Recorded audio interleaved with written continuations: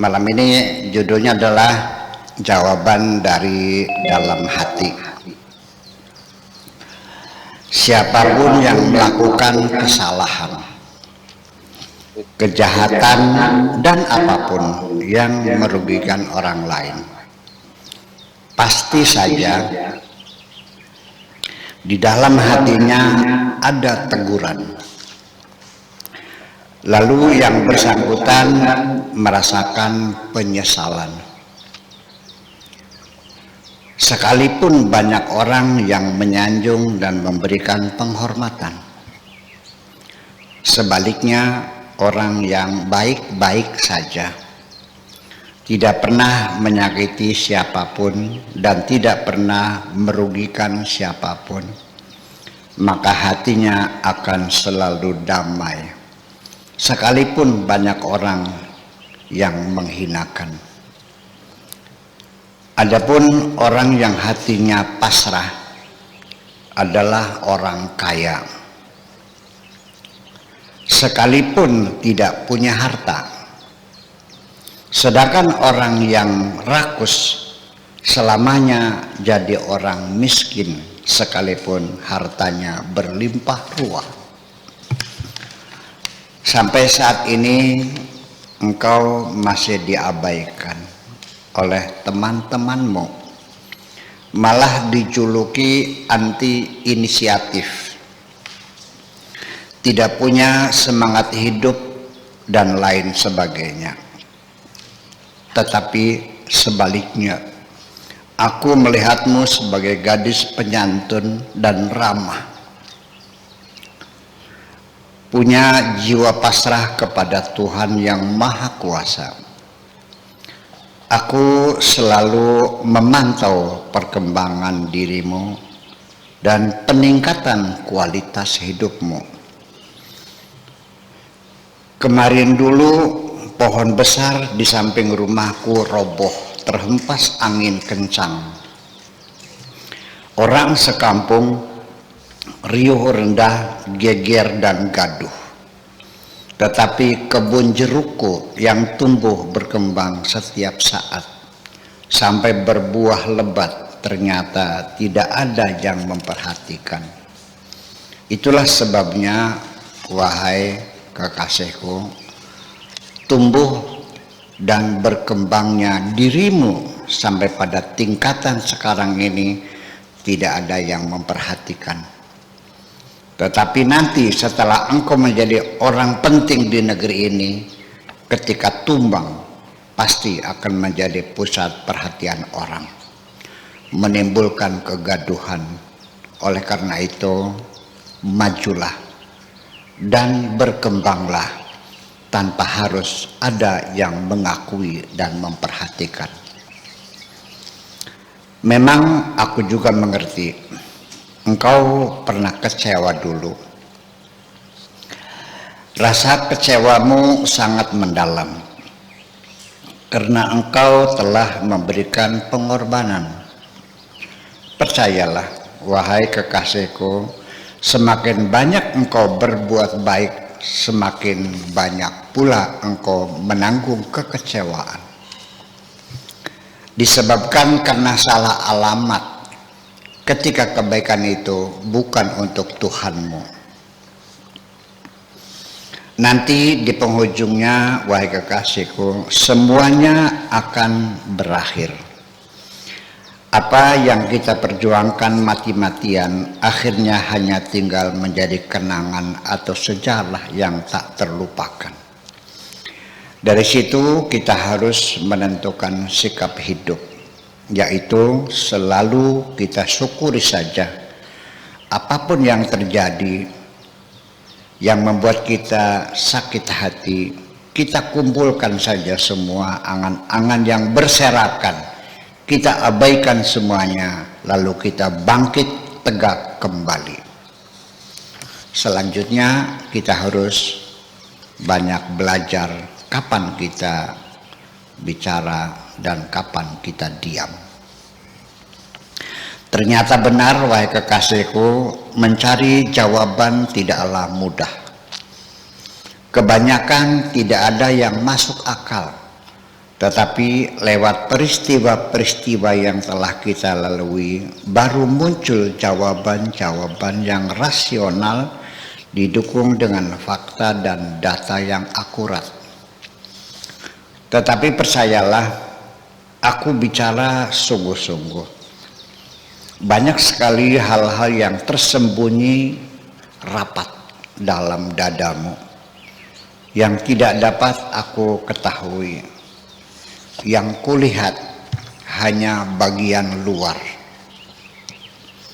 Bibirmu yang mungil, rambutmu yang berkilau, dan pinggangmu yang ramping, itu saja. Sehingga tidak mungkin aku harus mengetahui segalanya. Oleh karena itu jangan ragu, ceritakanlah kepadaku supaya aku tahu. Lalu baru aku dapat membantumu. Apapun aku berikan kepadamu apabila aku punya. Apapun akan kulakukan apabila aku bisa. Aku rajin menulis, wahai kekasihku, tetapi bukan berarti setelah ditulis lalu harapanku tercapai. Minimal harapan yang tertulis akan lebih baik daripada harapan-harapan itu tertindas. Selanjutnya harapanku akan dibaca oleh anak cucu kemudian. Mohon maaf yang sebesar-besarnya, wahai kekasihku. Dulu aku punya praduga yang buruk terhadapmu. Karena mendengar cerita-cerita dari kawanmu. Mungkin kau juga mengalami hal yang sama. Nampaknya banyak teman-teman kita yang tidak menghendaki hubungan cinta kita ini berjalan dengan damai.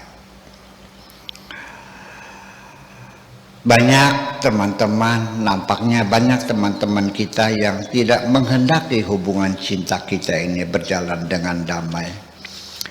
Oleh karena itulah menjadi pelajaran buat kita.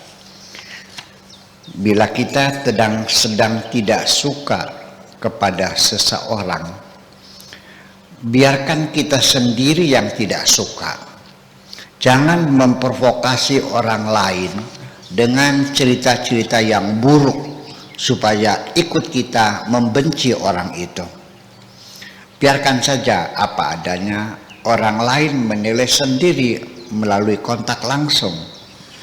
Bisa terjadi kemudian hari terbukti memang otak kita sendiri yang sedang terganggu.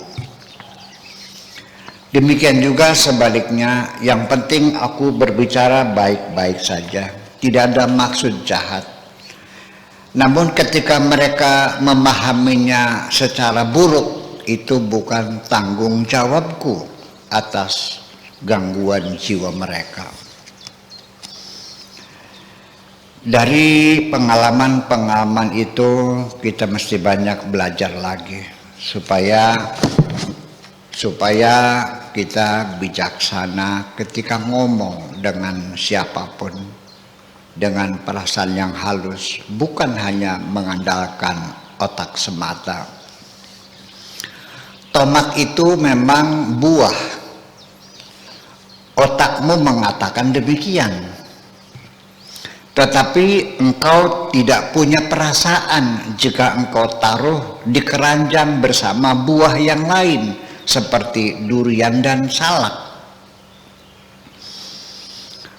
Tomat akan menegur perasaanmu dengan mengatakan, simpanlah aku bersama bawang dan cabai merah. Demikian pula dengan siapa engkau berkumpul. Aku bertanya kepadamu, apakah engkau tomat?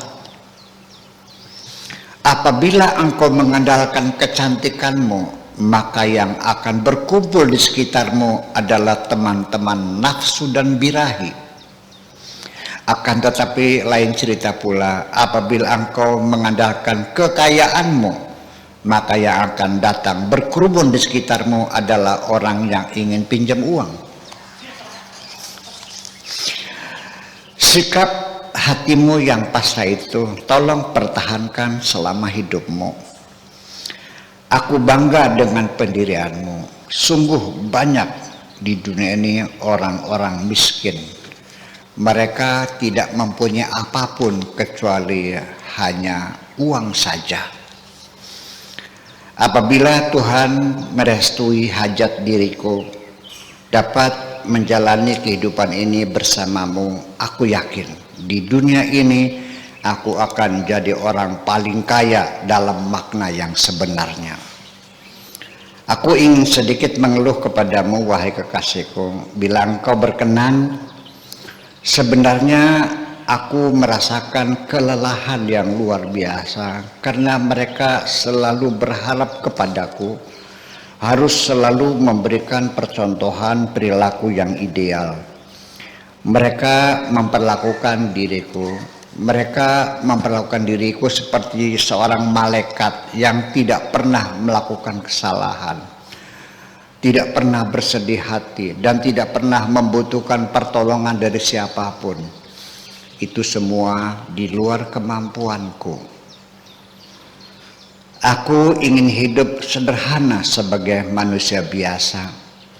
Mereka mengatakan bahwa darahku biru, tetapi setelah kubawa ke laboratorium, para ahli mengatakan bahwa darahku merah. Masa aku tidak percaya? Hanya engkaulah, wahai kekasihku, perempuan yang paling layak untuk diriku. Sekalipun keluarga besarku tidak ada yang setuju. Aku tidak minta persetujuan siapapun, kecuali persetujuan Tuhanku dan restu hatiku. Mereka mempertanyakan bapakmu. Aku tidak peduli. Aku tidak pernah menanyakan siapa bapakmu. Engkau adalah hamba Tuhan yang maha kuasa. Semua manusia berasal dari tanah dan akan kembali menjadi tanah. Tunggulah sebentar, bersabar sedikit. 2 minggu lagi rumah yang sedang kubangun di sebuah kampung sangat jauh sekali dari kampung ini akan selesai, supaya nanti mereka tidak akan dapat lagi memantau kebahagiaanku bersamamu. Terima kasih.